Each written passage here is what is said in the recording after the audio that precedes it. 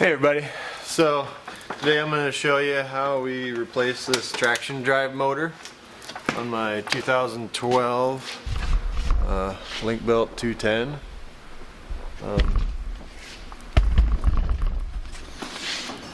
But first, I guess everybody's normal questions. I've been growing this for about 2.5 years, and last week we went to Jamaica and had them braid it. Put all these beads in there, and took about an hour. So that's usually what everybody asks me first. So a little bit of a backstory here on what happened, why we're replacing this. We got this machine in 2016, and I think it had about 4,000, little over 4,000 hours on it. Pulled the cover off of this motor, and it was completely dry. I'll throw some pictures into that, but it had no oil in it at all. So, and a couple of bolts missing and stuff. So I threw some fluid in there and ran it for a while, and it slowly leaked out. There's obviously a seal out in between. I think it was in between the planetary and the motor. There's a seal out. So the had 80-90 in it, and that wouldn't stay in there. We'd keep adding it, and it would slowly leak out. And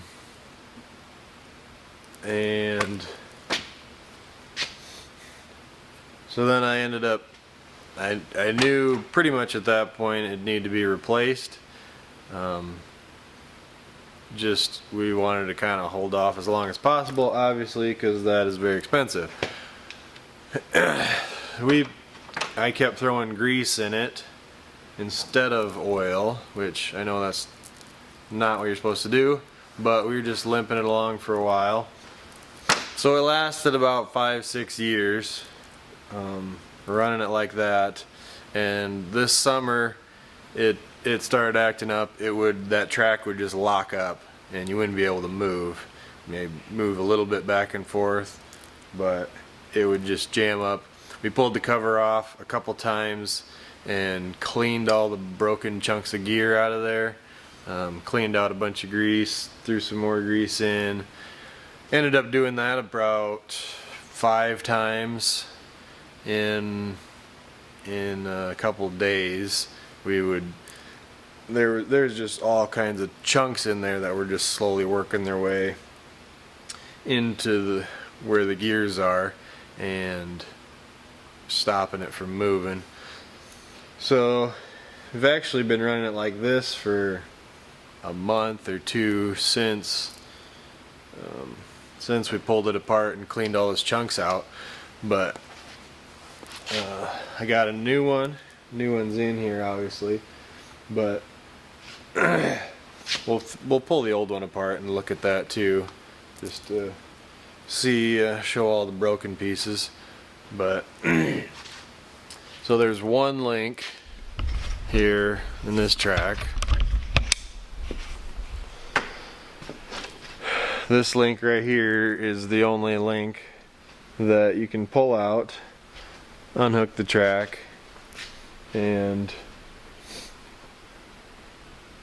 get to that gear right there, unbolt that, pull everything apart. So we'll show you that process.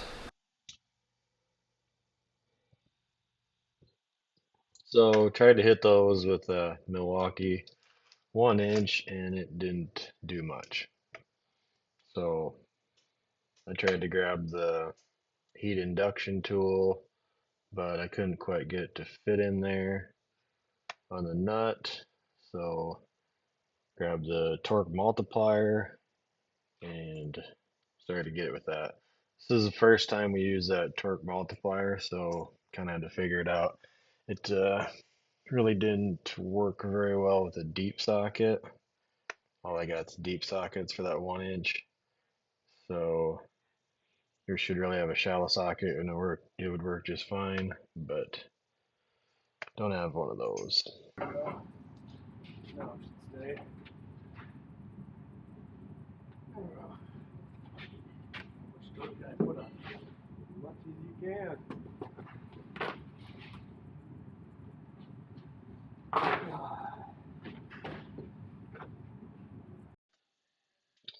So this is where we kind of figured out that it's got two speeds.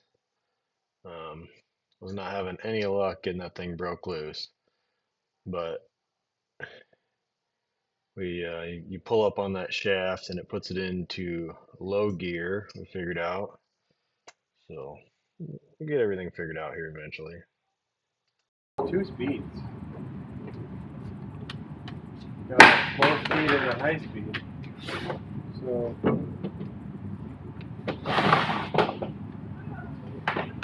One of these at 30? no, them are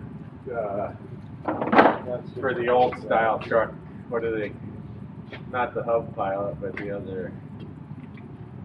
Does this thing go in or?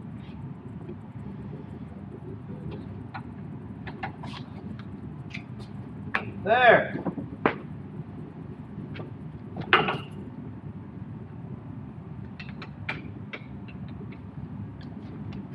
What'd you do? It's got another gear. Got a high speed and a low speed.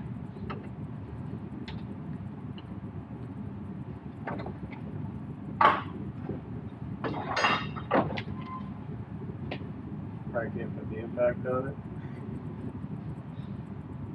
It just keeps coming back, or what? Yeah, you're just getting to the point now.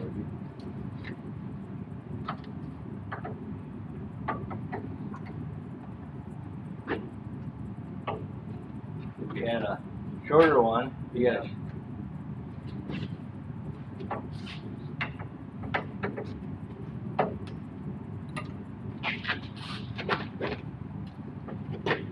There she goes! Turn? Yeah.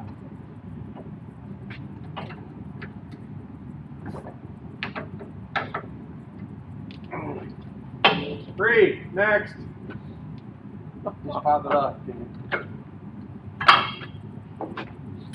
See if the impact will take it off now.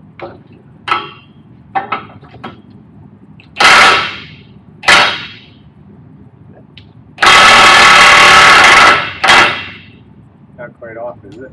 Yeah, the nut did fall you gotta get them all.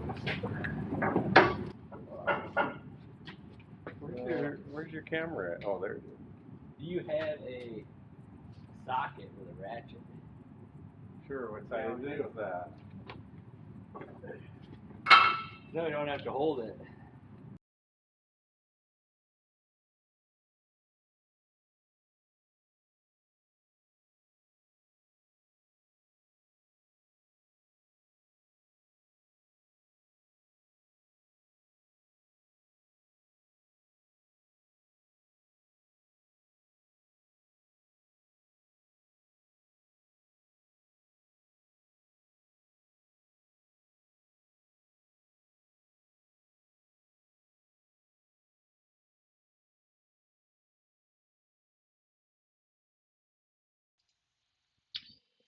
So just to kind of see what it was like, we got a breaker bar out and got a couple of these loose, but it was a lot of work, and one of them, he couldn't even get it to go.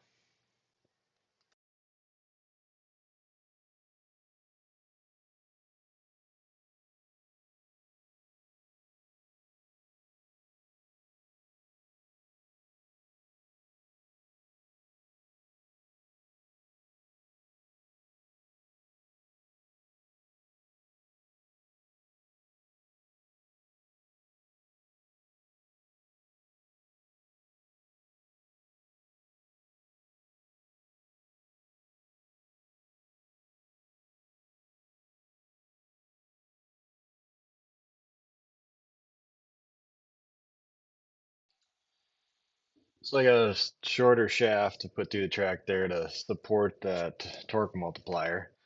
Made that a lot better. And then got all those pulled off with the Milwaukee and started to work on getting that pin out.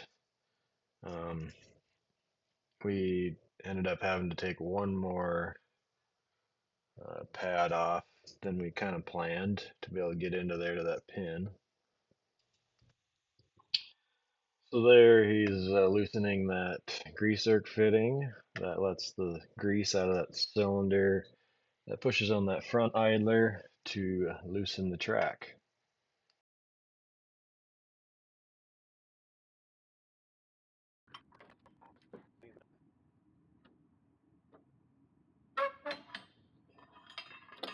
You on the hit, and I'll try and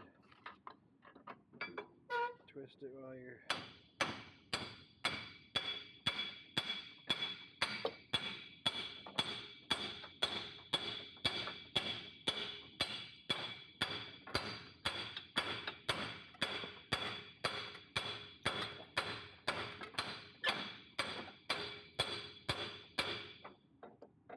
About out.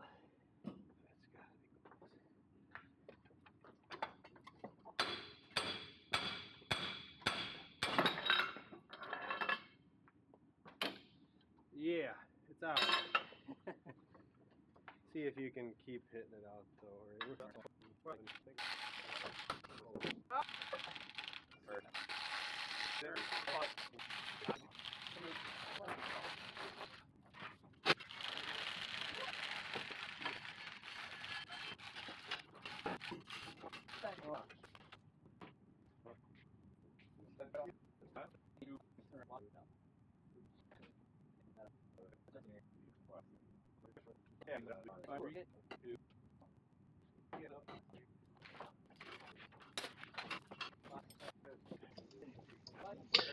So we gotta take that drive sprocket there off, and you can see it's down in the track. So to get that off, we've got to jack the whole machine up a little bit.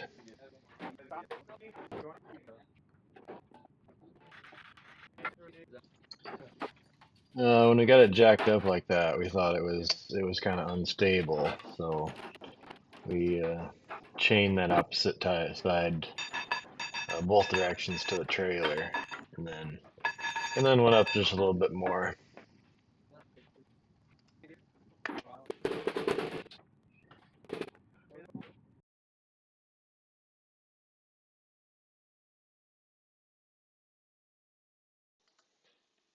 So there's 4 hydraulic lines on here. You can see we threw red tape on that one, took a picture of it so make sure you know where stuff goes. But I think that top one is the pressure, the bottom one's return, the middle one activates the 2-speed, and the one on the far side, it's got that 90 that goes over top. That one is a case drain.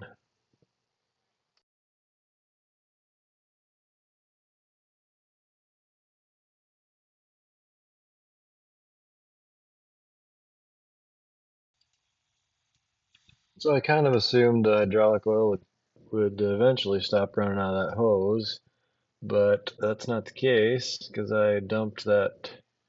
You'll see I dumped that bucket probably about 5 times.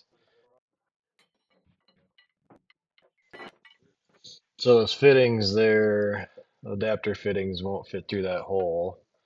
So we're pulling those off and setting them to the side to get that new one in and then put them back on. Okay, I think I'm happy.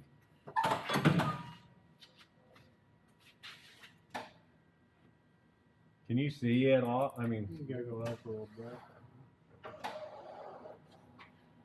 I think he's too high. Okay.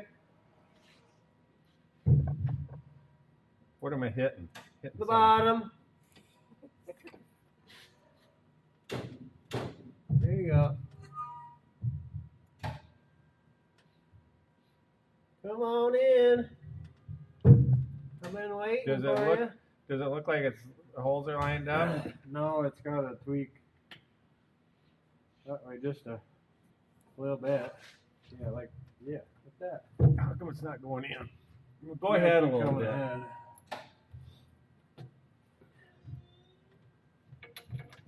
Oh, stop. The bottom is the top's against and the bottom. Let it down just a It's hair. really good. It's really good. You gotta twist it west. Yeah. Are you trying to let it down, Cody? No. I think it's good. Back up just a little bit then. Just a hair. What do you? Why? Don't you want pressure? Well, the bottom is away. No, it's touching. Oh, really? Yeah. When I looked before. Okay. West. Right there.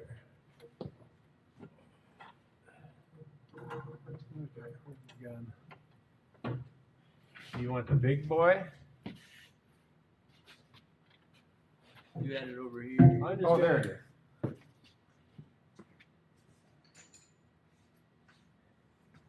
I'm just gonna tighten this one and then throw all the bolts in. Okay, lean it west. Oh, too much. Don't be jerky, right?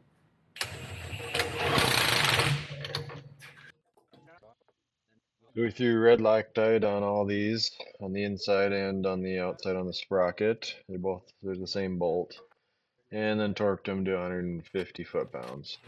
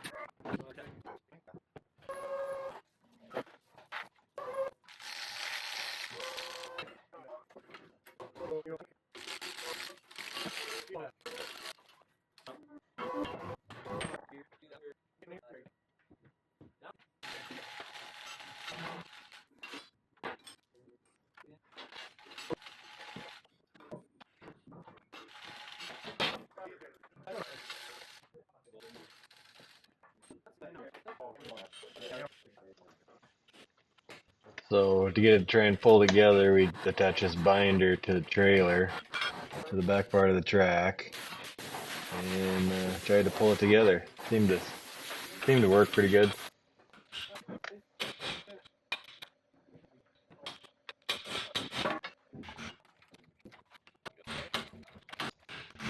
So when we were hitting it with a hammer, it kind of just felt like it was just recoiling. There's no way to support it. So we ended up throwing that hydraulic gear puller back on the other side to push it in, and that seemed to work a lot better.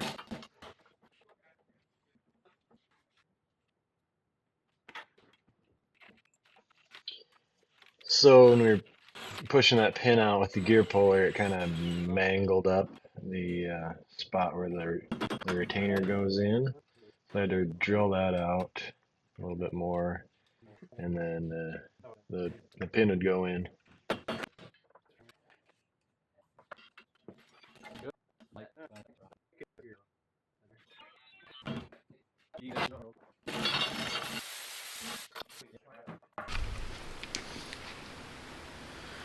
Okay, so I'm not gonna be able to get this last track pad on because this bolt's stripped when you're taking it apart. This is what they look like.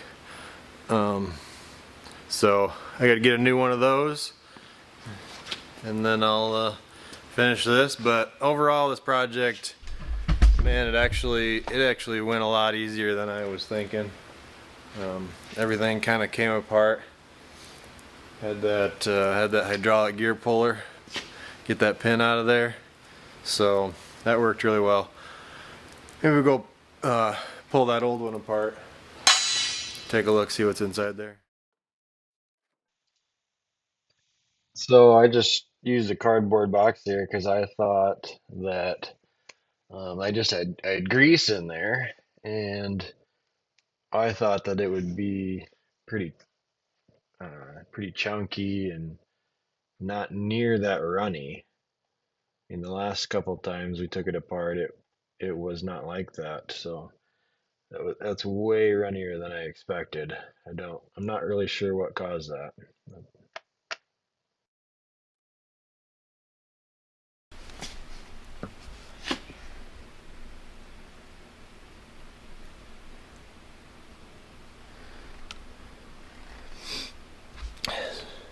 So there's a tooth missing. I'm sure there's quite a few more.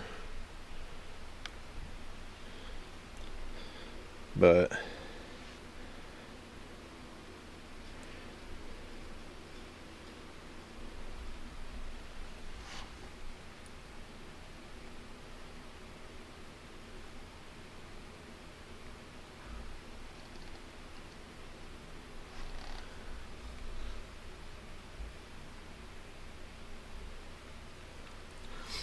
there's a chunk out of the tooth. There's a chunk. Yeah. So we were getting chunks in here that would stop this whole thing from turning. And these bolts, they work themselves out. I'm pretty sure this bearing, there's a bearing there that's totally shot. There's nothing left of it.